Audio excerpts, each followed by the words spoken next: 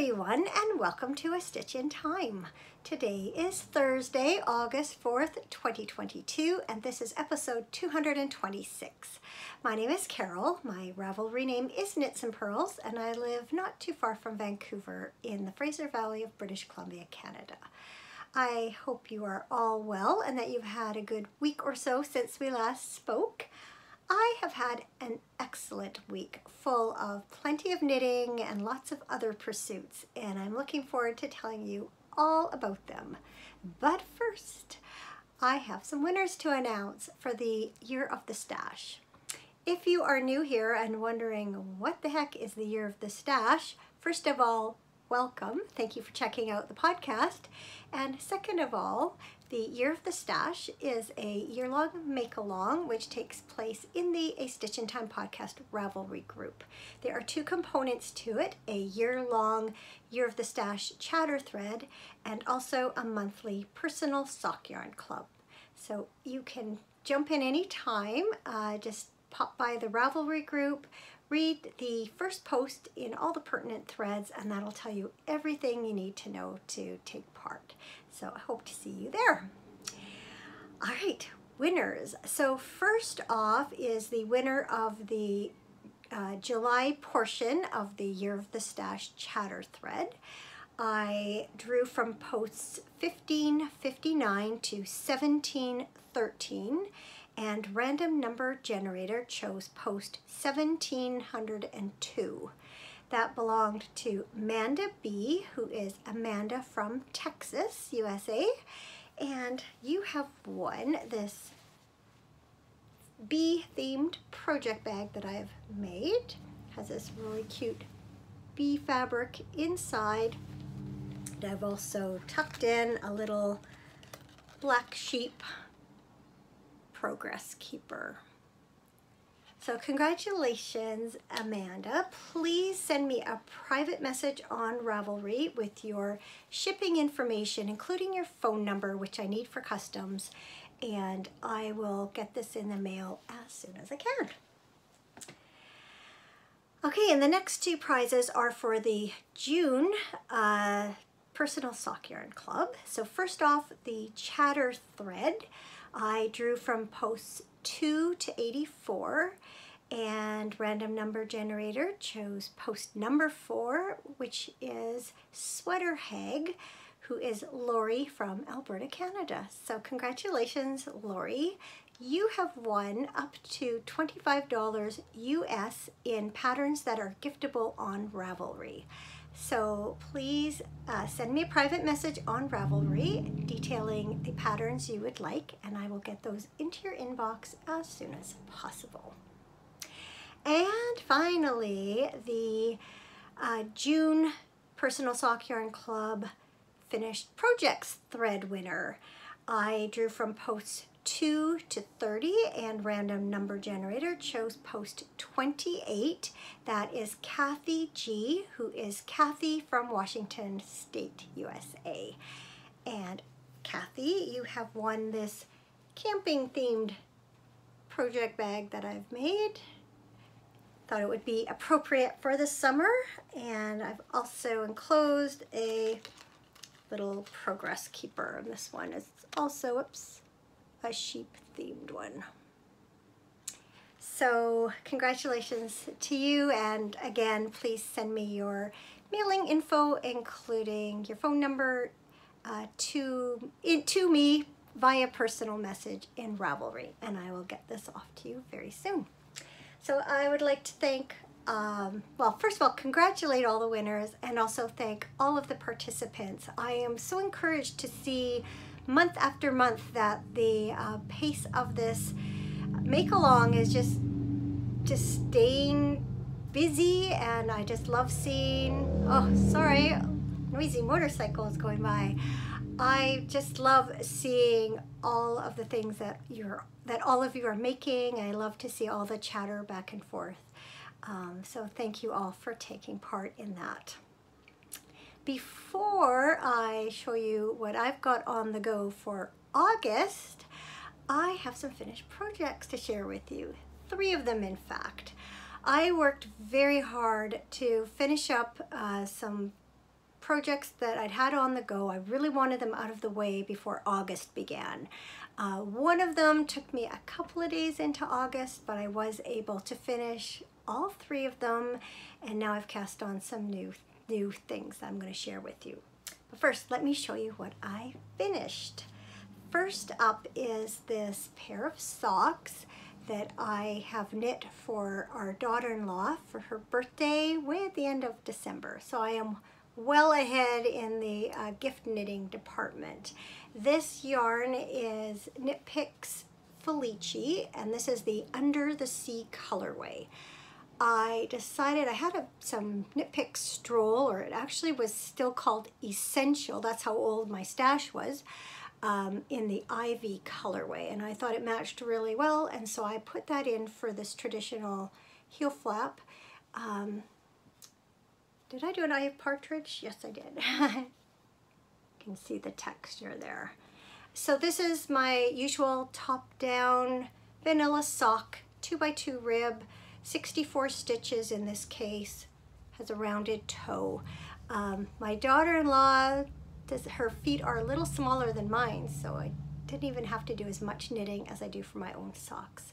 Interestingly, you can see that the yarn is slightly different. There are quite a few little specks of dye in this skein. This skein, just the odd one. But you can obviously tell they are a matching pair of socks. In fact, they match really, really well right up to the toe. And I look forward to giving these to her. I have some mermaid themed stitch markers, and I'm also going to sew a mermaid themed project bag for her. And then I thought the Under the Sea colorway would go well with that. If you are new here, my daughter-in-law's crazy about mermaids, so it's always fun to find things to give her with that theme. So yes, I'm happy to tuck these away until December.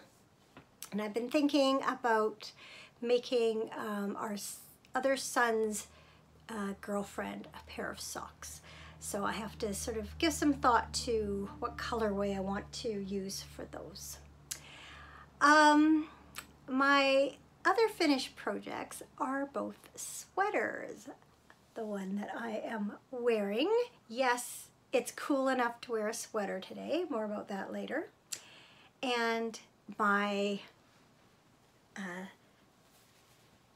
Simple Stripes. So this is Yellow Brick Rodeo, Simple Stripes, and I have recorded a segment about both of them that I will insert here, and then I'll see you on the other side. First up is Yellow Brick Rodeo by Mary Annarella of Lyrical Knits. The main color is Fiber Spates Vivacious 4-ply in color 607 Deep Aqua. And the contrast here is Flock Fiber Studios Take a Hike Sock in the Frozen Dawn colorway. I knit the 38-inch size, although I did knit it on a slightly smaller needle than I needed to achieve gauge because I wanted the finished sweater to be just a little bit smaller. Other than that, I knit the sweater more or less as written, except I did add some length in the body, and I made my ribbing about twice as long as it was called for. I just thought it would balance out the yoke better. I also, as I do on most of my sweaters, added some waist shaping. So I placed some increases and decreases, 1/4 of the way in from each side on the front, and 1/3 of the way in from each side on the back. I had seen a long sleeve version, and I thought that if I had enough yarn that I might add some length to the sleeves, but as it turned out, it took a full 2 skeins of the main color. In fact, even though I had about 6 grams of yarn left over, after I weighed the finished sweater and subtracted the amount of yarn I had used for the yoke, it turned out I had used exactly 200 grams in the sweater of the main color. And so it's a good thing my skeins were just a little bit heavy, or I would have been plain yarn chicken. How I thought that I could possibly get 2 full sleeves out of what I had, I'm not really sure. As it is, I'm very happy with the short sleeve version, and I'm happy with this sweater overall. I really like the way it fits. I really like the way it looks. Why don't I give you a quick spin around so you can see it from all angles, and then I will talk a little bit more about it. So there it is from the sides and the back. And I will come in a little bit closer so you can see a close-up of the yoke, which is, of course, the star of the show. I really like the contrast between the dark main color and the pale contrasting color. And I also really like the subtlety of these pastel shades in the yoke. The original was done with a much more vibrant color palette, but I like that one too. And I can definitely see myself doing this sweater again in the future, but being maybe a little more daring with my color choices. So this sweater is knit from the top down. It's a circular yoke construction. So you begin with the ribbing, and I used an alternating cable cast on because I really like the way it looks. I like the edge that it gives on a 1x1 rib. I feel like it looks a lot like a tubular cast on, but without the headache. So once you do the ribbing, you do some short rope shaping in order to raise up this back neck. And then you begin this beautiful, fun pattern on the yoke. Once I finished the yoke pattern, I needed to add a few more rows on the yoke just to make it deep enough for me. And then I split for the sleeves. And then the sweater is written for you just to go straight down and do about 1 inch of ribbing on the bottom. As I mentioned, I added some waist shaping and I added some length. And then once I was finished that, I just picked up for my sleeves and did about 1 inch of ribbing as instructed. So I just am so pleased with how this sweater turned out. This is the third sweater now that I have knit that Mary Annarella designed, and I cannot recommend her patterns highly enough. They are really well written, really detailed, and I really like the way that they fit me. Not to mention that she has some really nice designs, so I can highly recommend this one and any other of her patterns. So let's get on with the next one.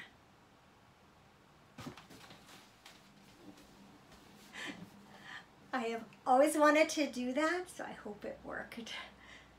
The second finished sweater that I wanted to show you today is Simple Stripes by Suvi Simola of Suvi Knits. I knit it using 3 colors of Sweet Fiber Sweet Merino Light and 2 colors of Madeline Tosh Tosh Merino Light, which I will show you in more detail in just a second. I knit the medium size, and once again I knit it at a slightly tighter gauge so that it would result in a slightly smaller finished garment. Like Yellow Brick Rodeo, this sweater features a top-down construction, but in this case it's raglan construction rather than a circular yoke. Like Yellow Brick Rodeo, I knit the pattern more or less as written, except once again I did add some length to the body and some waist shaping. So I'll give you another spin here so you can see it from all the different angles.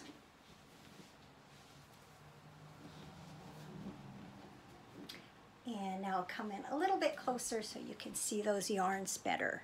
So these 3 colorways are from the Sweet Fiber. This is Tea Leaves, Smoke, and Sea Glass. And then these 2 colorways are from Madeline Tosh. This is Cardinal and this is Jupiter's Moon. And I liked the way this one looked between these 2 colors because it picked up the rusty red and green speckles that are in this yarn. Once again, I did a alternating cable cast on, only this sweater features more of a boat neck. It does, however, also have some short row shaping at the back of the neck in order to raise the neck. Unlike many sweaters, which have ribbing at the bottoms of the sleeves and the body, this sweater features a folded hem in both of those places. So at the end of this stripe, you do a row of purl, and then you knit another stripe's width in a slightly smaller gauge, and then you sew the hem to the inside of the sweater. I think it's a really nice finish to it. This sweater first came to my attention when I was watching 90% Knitting, which is Lisa of Fiber Nymph Dye Works video podcast. And my decision to knit it came from having used some of these yarns together in my failed attempt at the most recent Helen Stewart Mystery Shawl knit along. I liked the yarns and I liked the combinations, I just didn't like them in that shawl. So I wanted to use them in a different way. And so this is one of the sweaters that I remembered, and I went looking at that and some other striped sweaters and decided that they would work up well in this design. So I have to say, as much as I did not enjoy the whole stockinette slog, as I mentioned in my last episode, I am really, really happy with the finished result. I think it looks great with a pair of jeans. I can definitely see wearing this in the coming fall and winter. It's a little bit warm for today, even though it's not a warm day here.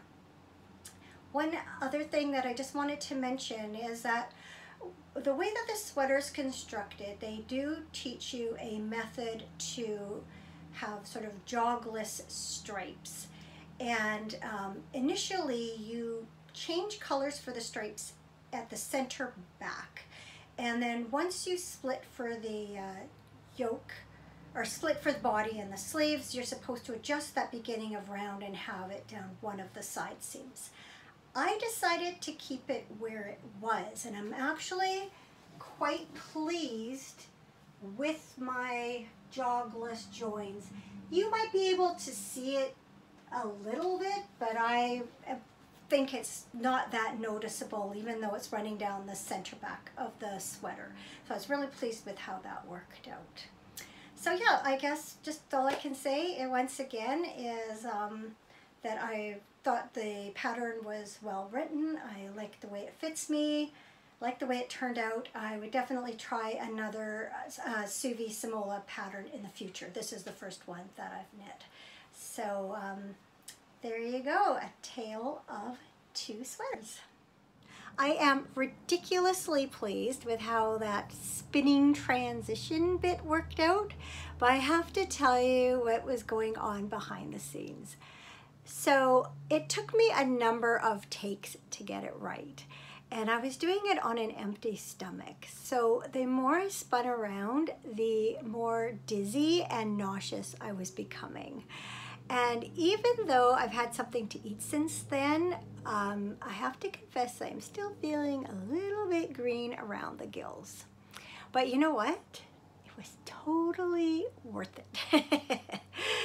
Okay, on to works in progress. The first thing I'm going to show you are my August Personal Sock Yarn Club socks. So last episode I opened my August yarn and found this Pixel mini set from Ginger Snap in the Hydrangea colorway. So a Pixel mini set consists of 4 small skeins of yarn. 2 of them are the main colorway, and they are speckled and they match. And then there are 2 coordinating solid skeins that you can use for heels, toes, and cuffs. So those are the coordinating skeins. I had bought this yarn last fall at Knit City in Vancouver. And what I hadn't remembered and didn't realize until I started winding the main skeins is that not only are they speckled or pixelated, they are also gradient. So this is what I have left of those 2 main skeins. And I decided that because I wanted to use up as much of the main skeins as possible, that I would do toe-up socks. And I also thought in order to use up as much of this yarn as possible that I would do gusset and heel flap socks because I think they'll take up more yarn than just a short row heel pair. So because these gradient skeins began with green, I cast on with the green coordinating skein. And then you can see it's gone from green speckles, now we're into green and pink, and it's kind of getting lighter as we go. I have begun the gusset increases, and I'm at about the same place with both socks. I think one's slightly further along than the other. I did quite a bit of this while I was watching TV last night with my husband. So I'm quite pleased with how these are coming along so far. I have to say I do not enjoy the increasing for the gusset on a toe-up sock as much as I like decreasing the gusset on a top-down sock. But all in all, I do think it's the best strategy to use to get the most out of this yarn. I am, besides knitting these for the Personal Sock Yarn Club, I am also knitting these for the Fiber Nymph Dye Works Mio Mel. The third quarter's just begun, and once again my theme is the 4 seasons. So since hydrangeas bloom in summer, I thought they would be suitable for that make-along. My other work in progress that I am super excited about is also being knit for that Mio Mel. Unfortunately, I can't use this for the Year of the Stash because I bought this yarn earlier this year. It is a set of 6 half skeins of Fiber Nymph Dye Works Bounce Base. And the set was called the Winter Palette Set. It consists of 6 coordinating colors. So I'll show them all to you. This is Icy Blue. There is Sunset Purple. There's, whoops, I'm going to lose my project bag off my lap. There's Sky Blue. Hibernation Greige, it's kind of a gray beige. Evergreen. Oops, I lost one. And then this is the final skein, and it is a variegated skein that consists of all of these colorways. So I wanted to do something really special with this set. And last episode I showed you a couple of shawls that I was considering that featured gradient progression in the sample shawls. But I changed my mind. And I am instead doing the Snow Melt Shawl by Helen Stewart of Curious Handmade. Now, I have done this shawl once before. Helen Stewart had done this shawl as a mystery knit along a few years ago, and I had knit it then, and this is my original one.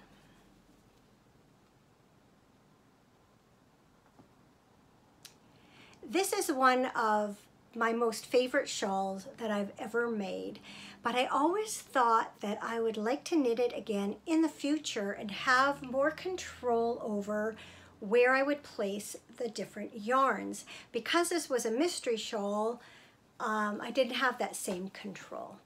And especially in the bottom, my B and C yarns were quite similar, so there wasn't as much distinction between them as I would have liked.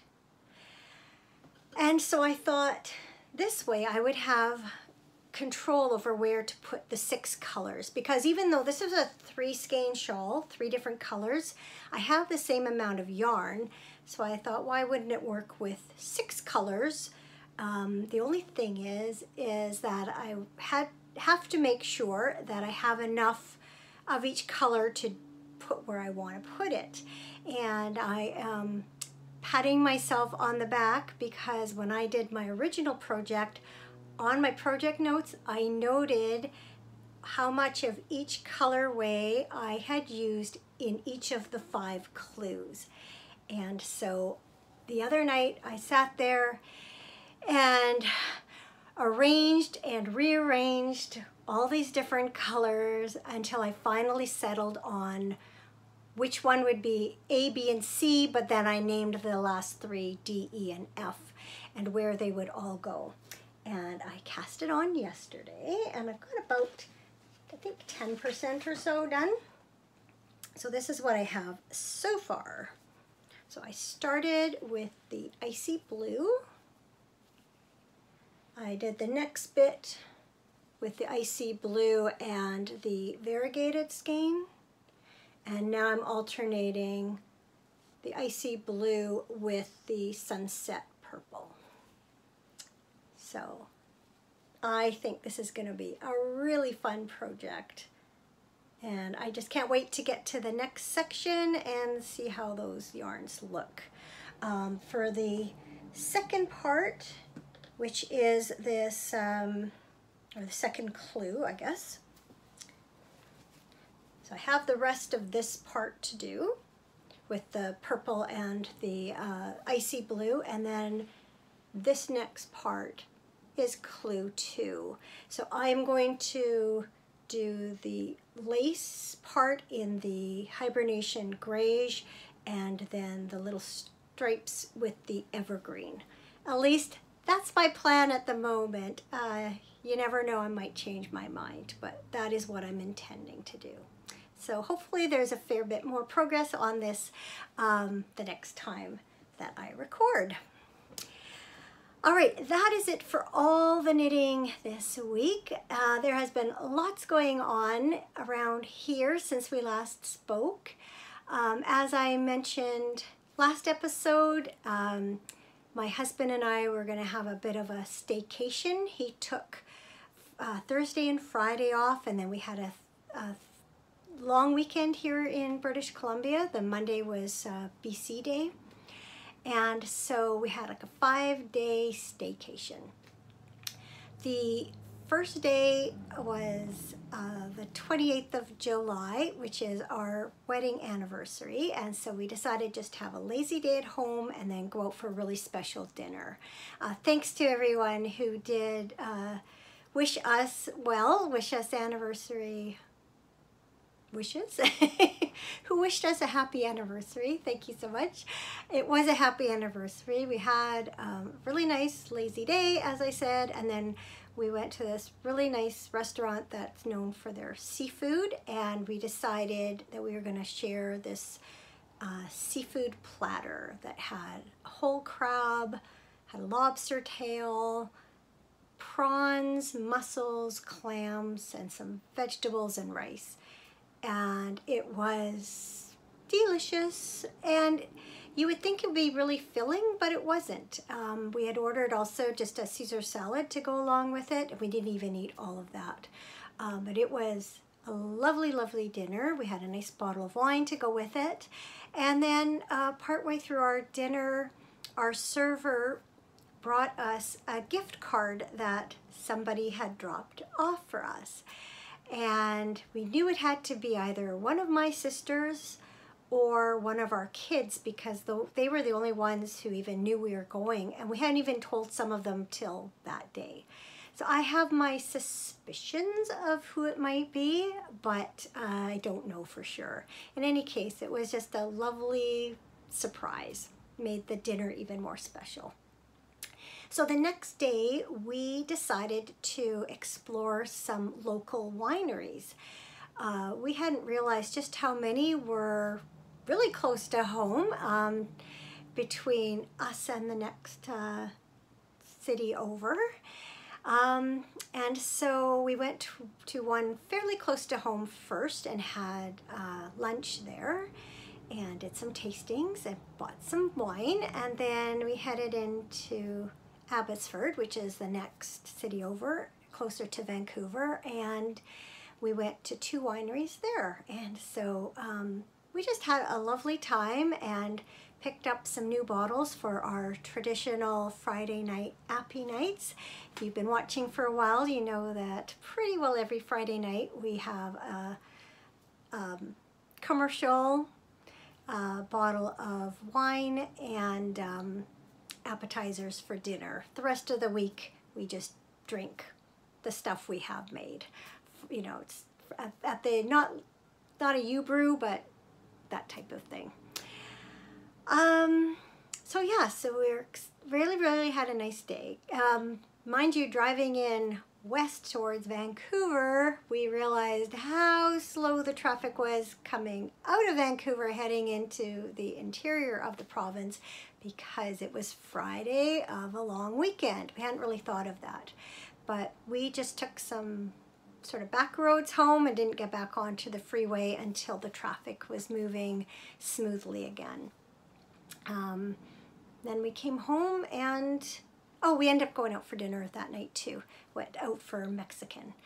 We were in one of the wineries and there was some mention of sangria, and I said, oh, I would love some sangria and some Mexican food. So that's what we did on Friday night. Our plan was to get up early Saturday morning and go for breakfast and then go hiking at a provincial park, which is about, it's over an hour's drive east of us. But I didn't have a very good sleep, and when we woke up at like 6:30, I said, you know, do you want to just postpone this till tomorrow? It might be cooler then too, because we had quite a bit of a heat wave last week. And I know I mentioned what our hottest day was supposed to be last day that I recorded. Well, it turned out to be considerably higher than they had predicted, and that hot trend carried on through the week and through the weekend. And so we decided, yeah, let's just postpone it till Sunday. And then when we saw the forecast for Sunday and realized it was going to be just as hot, we decided to skip the hike altogether. And so we just stuck closer to home. We did some few errands on Saturday, I guess it was. And then we ended up going to our daughter and son-in-law's place for happy hour. And then the next day, we met our older son and his wife at a local brewery for happy hour. And then the Monday, the last day of our long weekend and staycation, we went golfing with our younger son and his girlfriend. His girlfriend does not golf yet. I think she might have got a taste of it because she decided to come along and walk the course with us, and then she was our official scorekeeper.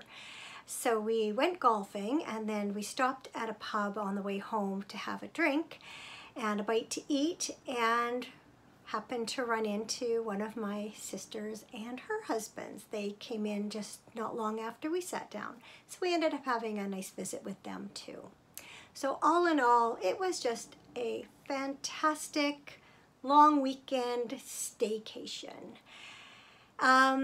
Weather cooled down a little bit on Tuesday. I spent a good chunk of the day doing laundry. I usually do that on Mondays, but I had put it off. Cameron had to go back to work, of course. And then yesterday I looked after our younger granddaughter for the day. So that's what I've been up to. It's been a really nice week. Just looking at my notes. I hope yours has been as good.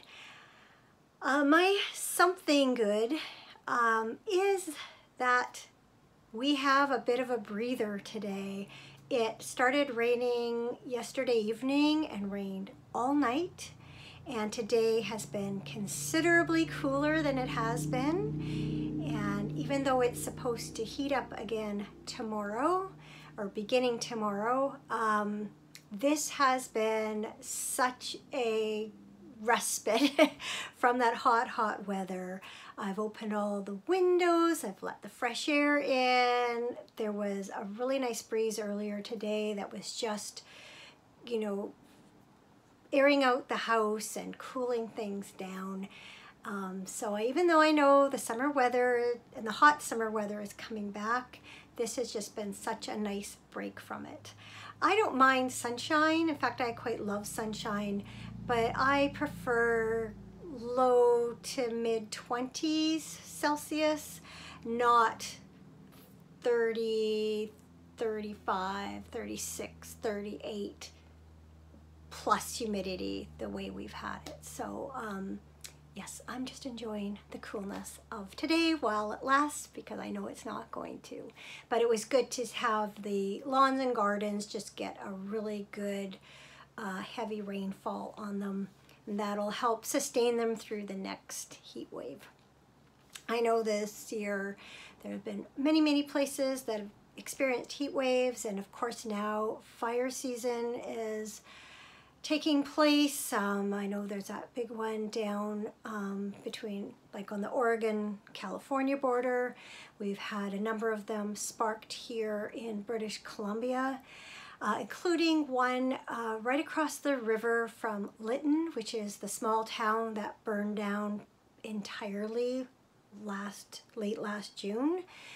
There's another significant fire right across the river from it, and sadly some homes were lost there. There is another one not too far from where my mom lives.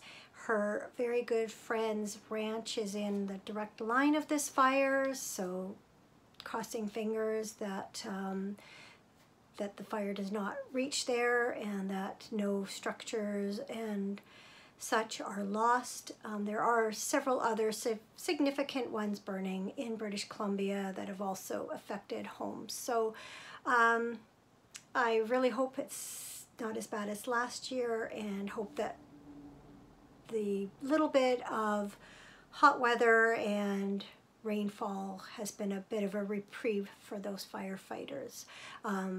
The majority of the most recent fires that have begun have been sparked by lightning. So there's that double-edged sword. Sometimes in order to get the rain, you get the lightning first. Anyway, on that not so cheery note, I think it's time to say goodbye. So this recording today's taken me much longer than expected, but I did have a phone call from my husband to say he's probably going to be late tonight. To see what time. Oh yeah, it's already almost 6:30 this evening, and he's usually home by now, but it kind of worked out for the best this time round. So I'm going to say goodbye and go start editing this, and hopefully be able to get it up tonight. If not, it'll be tomorrow morning. I do plan to record again next week. That's always the plan. Let's hope that works. In the meantime, I hope you have a lovely week ahead of you. Take care. Thank you so much for watching as always. Thank you for all your comments as always. And have a great week. I bet you that's my husband saying he's on the way home. See you soon.